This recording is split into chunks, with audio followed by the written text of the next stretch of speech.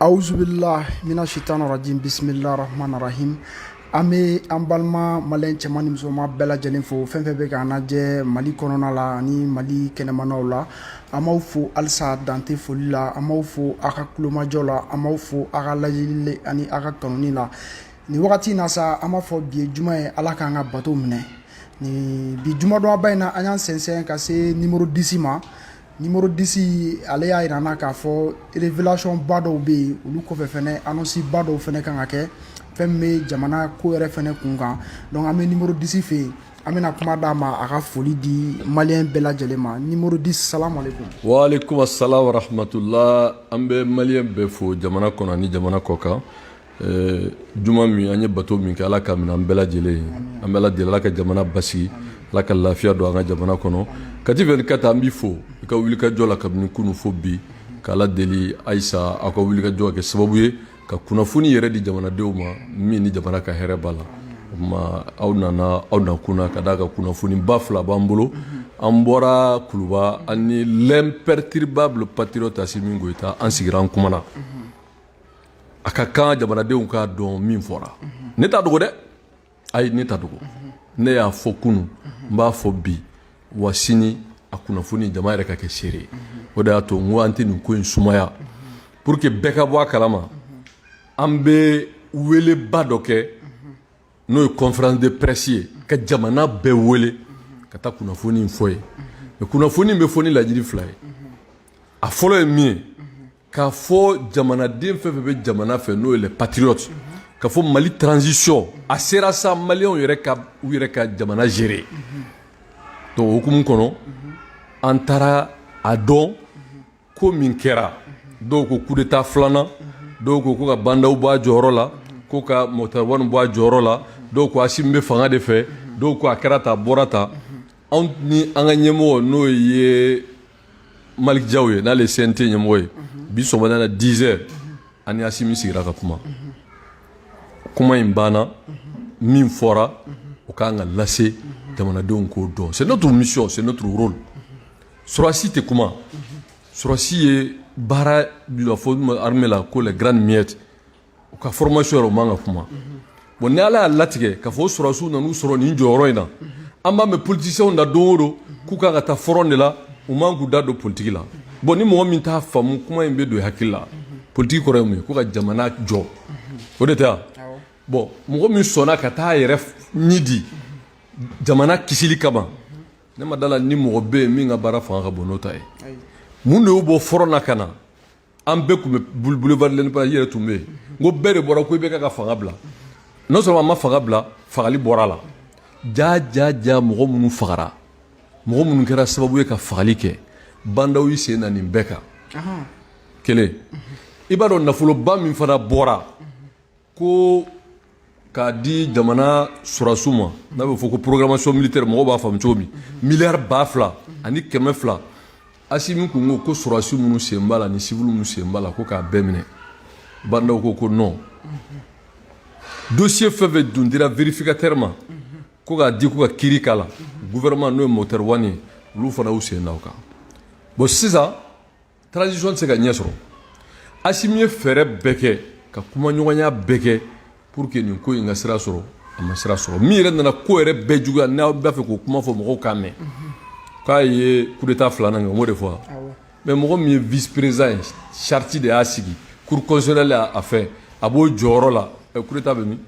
Ka bandaw b'a jɔyɔrɔ la, ni ka Moctar Wade bɔ yen, n bɛna version yɛrɛ fɔ. Ne tun b'a kalama, mais bi a fɔ don sera. N ko bi a fɔ don sera. Aw b'a dɔn surasiya, a fɔ min ma ko unité de corps d'armes. N'i ye surasiya ta k'a lajɛ corps de b'a la. Armée de l'air bɛ yen, armée de terre bɛ yen. Mɔgɔ caman t'o différence dɔn.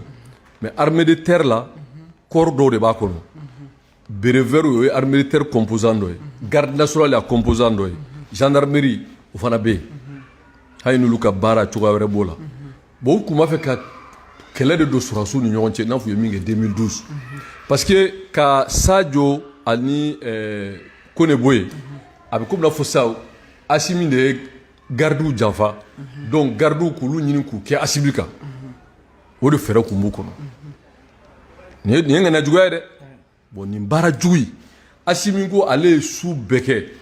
a ye CEDEAO président wele ka tila tugu CEDEAO ka représentant mɔgɔ minnu bɛ yan k'u bɛɛ wele ka f'u ye ka kuma bandaw fɛ pour que vraiment ninnu ka t'u jɔyɔrɔ la parce que mɔgɔ minnu don sɔrɔsiya ŋanaya u b'a dɔn turupu dalen d'u la u bɛ baara min na yan nɔ mɔgɔw b'u yɛrɛ y'u la u b'a gɛlɛya dɔn u ni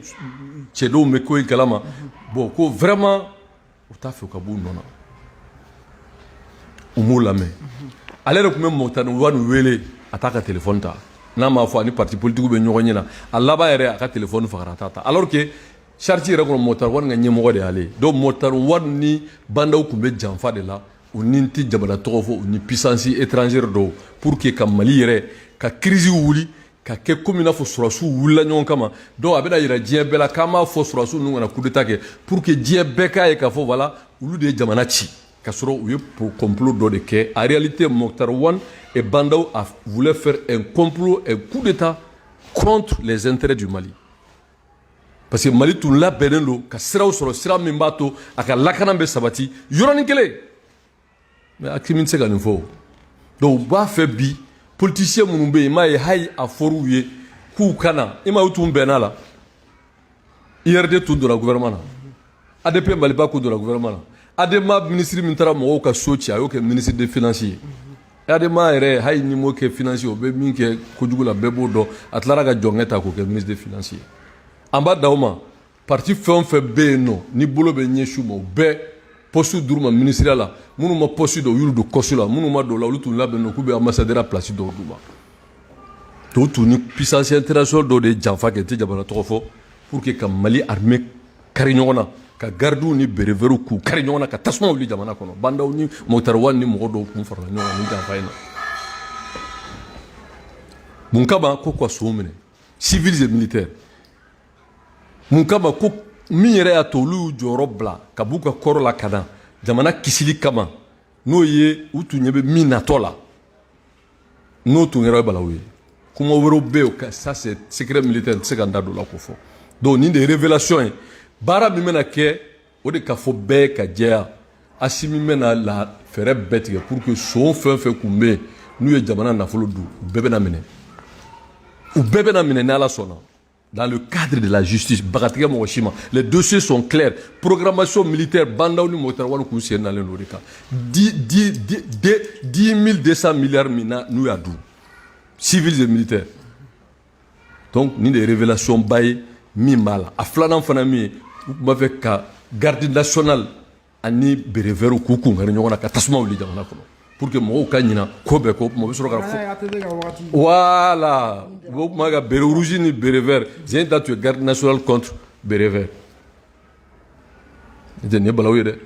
bon ni maliyɛn bɛɛ ka nin bɛɛ ka bɔ nin kalama ka fɔ nin janfa in de kosɔn Assimi ko bon sisan ale tɛ se ka jamana to a ka ci a ka kari il préfère sauver l'État que de laisser des individus au nom de quoi soi-disant donc ne y'a fɔ depuis a daminɛ moi c'est un chronogramme bâclé n tilara k'a fɔ ko c'est un agenda de la communauté internationale donc bi min b'u kɔnɔ u kɛlen bɛ ka fasoden jugu damadɔw labɛn olu ka relais kɛ a dɔw yɛrɛ bɛ jamana wɛrɛ nationalité b'u bolo k'a ɲini k'a jira komi i n'a fɔ sɔrɔsiw ye coup d'état de kɛ ka ɲini ka sɔrɔsiw mangoya ka jamanadenw ɲini k'olu labɔ k'u kɔ di sɔrɔsiw ma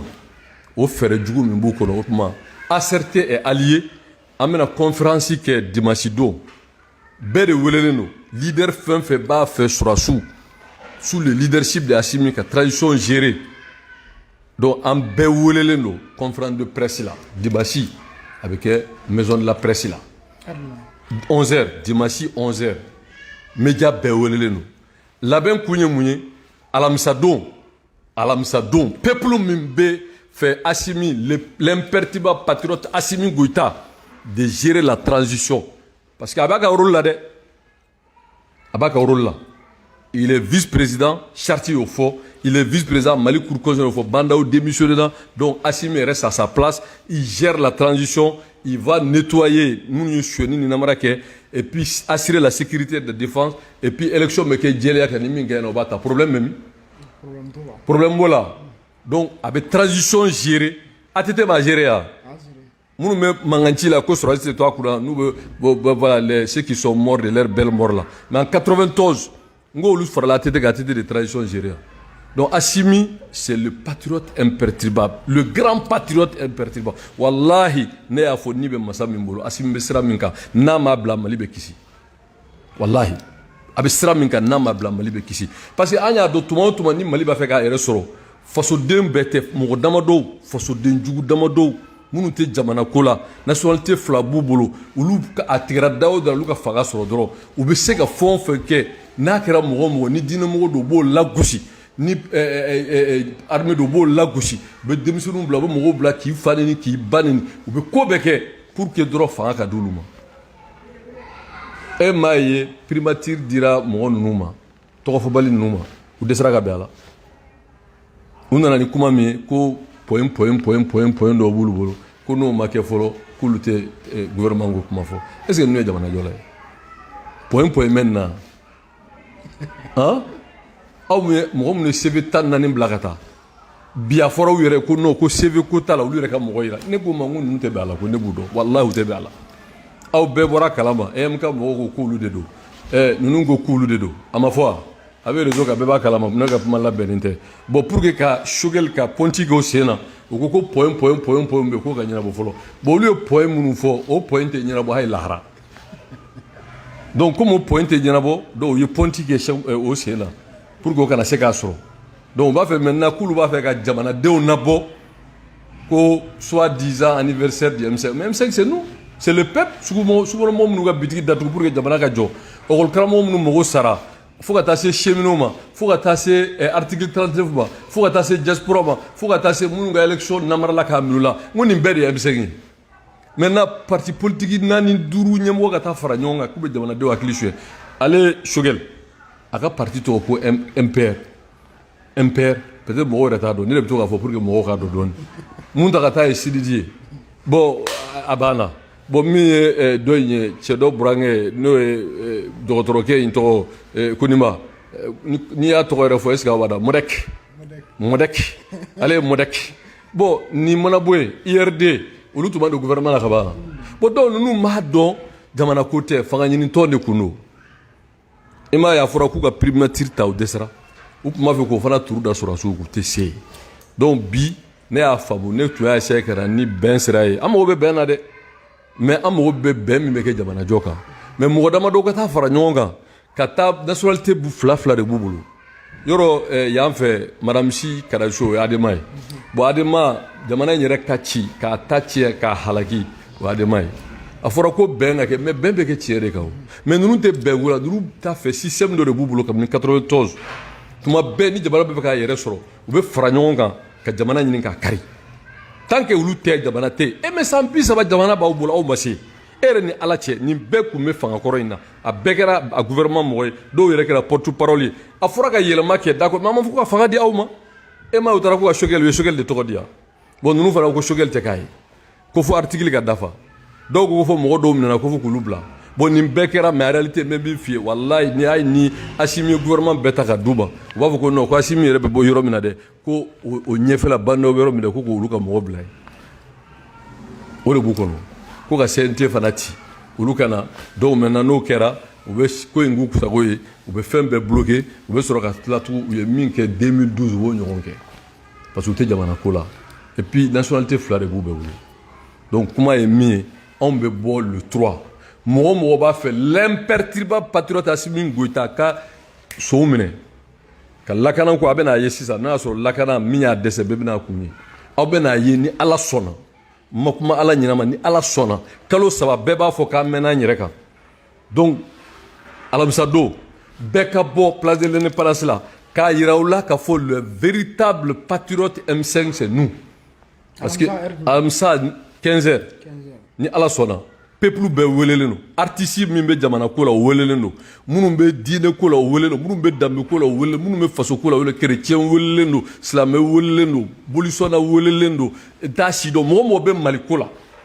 Mali kisili ko la bɛɛ de welelen don an ma siya bɔ siya la an ma diinɛ bɔ diinɛ la an ma taabolo bɔ taabolo la i ye silamɛ i kana i ye chrétien i kana i ye bolisɔnna i kana i ye fɛn o fɛn n'i kɔni bɛ Mali kisili de fɛ Mali basigi de fɛ sous le leadership de l'imperturbable patriote Assimi Goïta an bɛ ɲɔgɔn sɔrɔ place de l'indépendance la alamisa don o m'a fɔ k'olu bɛ bɔ les 4 wa an bɛ bɔ les 3 place de l'indépendance la ni min yera n'o y'a sɔrɔ jamana b'a fɛ jamana ka to Mali bolo maa wɔɔrɔ ninnu kɛra u sago bɔla an kan i kuma faamu wa donc o bɛɛ ka bɔ les 3 CEDEAO ka to ka na dɔrɔn k'anw bagabaga an ka jamana kɔnɔ an bɛna embargo ta an bɛna sanction ta an bɛna nin ta mais nin ye mun ko ye an bɛ se k'an si bɛɛ kɛ mɔgɔw de bɛ fara ɲɔgɔn kan ka bɔ Burkina ka bɔ Sénégal ka bɔ Côte d'Ivoire ka na Mali embargo politicien dɔw de fana b'a fɛ k'u hakilila lafasa parce que u t'a fɛ Mali k'a yɛrɛ sɔrɔ n'o tɛ surasi bayirika bɛ yan Mali bɛ ka dɛsɛ don o don ka sɔrɔ mun n'an b'o bɛɛ la n'a fɔra bi k'an ka cɛdenw ko so minnu ye nafolo suɲɛ civils et militaires bandaw ni mɔtɛriw ni mɔgɔ dɔw non n b'a tɔ fɔ n ko n b'a tɔ fɔ an ka ɲɔgɔn sɔrɔ alamisa don lisi bɛ n bolo et puis sonba minnu kan ka minɛ minnu ye wari détourné lisi bɛ lisi bɛ ni ala sɔnna. a kana kɛ cɛ dɔ ka lisi ko ɲɔgɔn ye dɛ. cɛ dɔ jumɛn. dɔ kun ko lisi bɛ yen. non lisi tilara ka tunu. lisi bɛ yen o parce que i b'a dɔn a sera tɔgɔ fɔ ma quoi parce que an tɛ se ka sow kɔ dogo mais programmation militaire mais bandaw et puis problème min ye programmation militaire c'est que vous ne savez pas mais quand même c'est leur bandaw accord de défense c'est bandaw et ni bandaw nana ka Mali janfa ka tugu communauté internationale ko ma bali ne na wala ma bali ne na parce que a ye kuma min fɔ ne y'a ye a y'o to yen ka taa mɔgɔw ka so ci ne y'a faamu parce que mɔgɔ min nana transition la i ma so minɛ i ko l'or du Mali va briller pour les Maliens or kelen ma ye i tilara tugun ko i tɛ se ka suyɛni bali ko mais n'i y'a suyɛ i b'a fɔnɔ foyi ma fɔnɔ mais i sera ka min kɛ ka adama ministre bila ka taa an ka sow ci ka mɔgɔw kɛ fantanw ni fɛn wɛrɛw ye bon o mɔgɔ minnu o mɔgɔ kelenw a tilara k'o kelen de ta o jɔnkɛ kelen ta k'a b'o bila finance kunna donc o ka nafolo tɔ in bɛɛ suyɛn sa ka élection di adama ma bon est ce que ninnu mɔgɔ bɛ jamana to ninnu bolo alors que danaya min dara bandaw kan ko sɔrɔdasi kɔrɔ don cɛkɔrɔba don ko dalen don a la ka kɛ politicien kan k'a kana Asimu dɛmɛ a denw don pour que jamana sécurité lakana ale yɛrɛ de y'i cu ni mɔgɔ y'i cu bandaw de y'i cu mɔgɔ min tun bɛ complot la o ye Bɔkari Wani parce que ale ye diplomate de ye ale bɛ homo de kɛ ji jukɔrɔ donc u ye nin baara jugu in de kɛ k'a ɲini maintenant k'u b'a dabiri l'imperturbable patriote Asimu da la o de y'a to Asimu bi il fait une communication extraordinaire ah mais u bɛɛ bɛ yɛlɛ sanfɛ u bɛɛ bɛ ka yɛlɛ a bɛ ka kunnafoni di jamanadenw ma mais k'a lase jamanadenw ma o y'an ka rôle ye nous on est politique en tant que président d'ACRT principale force politique pour soutenir la réussite de la transition il faut que jamanaden ka bɔ a kalama parce que a ka ko fila faamu entre la force du bien et du mal il faut faire son choix la force du bien c'est soutien à l'armée parce que kuma dɔ b'u da ko non armée tɛ mɔgɔ damadɔ de don colonel naani duuru bɛ min f'i ye parti politique u bɛ sigi ka kuma k'olu ye parti politique ɲɛmɔgɔ ye donc o kɔrɔ ko parti b'olu de kɔ o kɔrɔ to yan mais n'i y'a ye l'imperturbable patriote Assimi Goïta taara IBK nɔfɛ k'a la démission ni troupe t'a ko a bɛ se ka kɛ wa o don ka taa cɛ dɔ burankɛ nɔfɛ tranquille ka bɔ foro la ka na ko cɛkɔrɔba an y'i bɔ foro la min kama baara ma ɲɛ na walan sɛmɛ Bɔkari Wani k'a fara ka taa n'u ye ni troupe t'a ko a bɛ se ka kɛ wa bon ŋaniya min tun b'u kɔnɔ ka garde nationale Sadio bɛ bɔ corps min na ani ne yɛrɛ terikɛ bɛ bɔ corps min na n'o ye Kone k'o ɲini k'o di berebɛrɛw bila ɲɔgɔn na est ce que ninnu ŋaniya ka ɲi n'o kɛra dɔrɔn tuma bɛɛ b'a fɔ wala an y'a fɔ fitinɛmɔgɔw don balawumɔgɔw don wala o bɛ sɔrɔ k'a dabiri u da la ne m'a f'i ye n ko u ye min kɛ 2012 n ko programme kelen de b'u kɔnɔ u tɛ se foyi la k'a ɲini ka sɔrɔsiw kun gari ɲɔgɔn na ninnu tɛ jamana ko la koyi ils sont prêts à tout parce que l'actualité Bɔkari Wani b'a daminɛ tuma a y'a muso bila ka taa Amérique ko in bɛ daminɛ tuma ale y'a muso bila ka taa Amérique a denw bɛɛ bɛ yen bon vacancier a mago b'a la n'o tɛ mɔgɔ bɛ se ka kɛlɛ kɛ place de l'indépendance la ka nin position sugu ta o bɛ se ka kɛ voilà donc nin de ye kuma ɲɛbila ye donc mɔgɔ o mɔgɔ limaniyalen don pour une fois diɲɛ bɛɛ k'a ye ko Mali bɛ sɔrɔdasiw kɔ nous demandons sɔrɔdasi somɔgɔw sɔrɔdasi mɔgɔw commerçant minnu b'a fɛ jamana ka jɔ jamana ka basigi parce que a kana politicien lamɛn dɛ walahi ni armée tɛ bɛɛ bɛ siran ɲini yɛrɛ ye o armée min n'u bɛ k'o buruja k'o lagosi n'o armée tɛ u b'u ye san nɔ u bɛ don avion kɔnɔ u ka passeport u b'u yɛrɛ ta parce que nationalité fila de b'u bolo dɔw ta ye 3 ye 3 bɛ dɔw bolo 2 bɛ dɔw bolo bon aw minnu bɛ jamana kɔnɔ n'a ye jamanaden jamana basigi n'a hɛrɛ kama a ye tugu jamana kɔ sous le leadership de l'imperturbable patriote Assimi Goïta alamisa don bɛɛ ka bɔ place de l'indépendance la k'a jira k'a fɔ an b'an ka jamana kɔ an b'an ka sɔrɔdasiw kɔ an b'a fɛ transition k'u ka cɛ hɛrɛ la Assimi ma dɔwɛrɛ fɔ koyi gérer la transition jɛlenya la sɔnw ka bɔ a la jamanadenw mana danaya da min kan o ka kɛ président est ce que ni mɔgɔ min dalen don a la ko jama b'i kɔ sera problème da ne hakili la kɛlɛ kun ye min ye o m'o de fɔ ko Assimi kana to président la bon sisan Assimi tɛ président ɲini Assimi b'a fɛ sisan transition k'u ka cɛ hɛrɛ la sɔrɔdasiw k'u ka baara kɛ politique mɔgɔw k'u ka campagne kɛ jɛlenya la so minnu kɔni bɛ o bɛ minɛ so ninnu bɛ minɛ Assimi yɛrɛ kɔni ça y a rien à faire mɔgɔ o mɔgɔ ye jamana nafolo dun olu bɛ minɛ o tuma aw b'a fɛ jamana minnu ye nafolo dun u ka minɛ ou bien u kana minɛ n'a b'a fɛ jamana sow ka minɛ jamana sow ka minɛ an bɛ taa élection na mais ni wari bɛ sow bolo ka tila ka taa élection na ça veut dire que an ye jamana janfa e ma ban n'aw ye a nana dɔrɔn ka IBK réhabilité mɔgɔ min ma juge a ma ɲininka a ma foyi IBK yɛrɛ san joli kɛ ATT b'a bolo exil la san joli mais n'i nana dɔrɔn kalo saba a y'a réhabilité donc i b'a jira k'a fɔ u tun bɛ janfa de la Bandaw a trahi le peuple du Mali il a trahi la confiance des jeunes militaires officiers qui ont fait confiance ko sɔrɔdasi kɔrɔ don k'u dalen don a ka tɛmɛ politiciens kan ja ale yɛrɛ ka jugu ni politiciens donc maintenant min ye ko yɛrɛ kun ye Bandaw de y'i sen da minɛli kan ko mɔgɔ tɛ minɛ donc a ye diversion de kɛ ni bɛɛ ye ka kilonte à droite ja a bɛ ka taa à gauche donc ni Ala sɔnna alamisa don ça c'est la sortie de tous les patriotes pour soutenir les forces armées de sécurité sous le leadership de l'imperturbable patriote Assimi Goïta. Il est le vice-président et Amé Sharia Yelema, conformément à la Constitution, conformément à la charte, pour que Assimi garde ses prérogatives de président de transition. Il est vice-président, donc on constate, nous, au CNT, qu'il n'y a plus de président de transition, donc on prend acte et maintenant nous allons voter une loi pour qu'il soit le président de transition et le débat est clos. Donc, pour dire à tout le monde, alamsado mɔgɔ jɛlen don ni jamana basigi n'a lafiya ni sɔrɔdasiw ka ɲɔgɔn minɛ sous le leadership d'Assimi Goïta bɛɛ ka bɔ place de l'indépendance alamsado le 3 k'a jira diɲɛ bɛɛ la k'a fɔ peuple ka hakilila ye min ye bon an bɛna lajɛ sisan a bɛ taa lajɛ le 3 le 4 ni jama bɛ yɔrɔ min kɔ o tɛ wa salamu aleykum. D'accord, donc kuma laban ye. kuma laban ye dimanche ye conférence de presse ye pour que. Pourquoi an bɛ bɔ ani fana lisi dɔ bɛ yen. D'accord lisi dɔ bɛ yen ok merci beaucoup an b'aw bɛɛ lajɛlen fo anw bɛ numéro 10 fɛ yen nɔ Isa Kawjim donc an yɛrɛ bɔra k'a ka kumaw lamɛn sisan a yira k'a fɔ ko conférence de presse ba b'u bolo ACRT et alliés o bɛna kɛ dimanche maison de la presse la à partir de 11h o fɛnɛ kɔfɛ tuguni ko wele bilalen don bɛɛ lajɛlen ma mɔgɔ mɔgɔ ka hakilina ye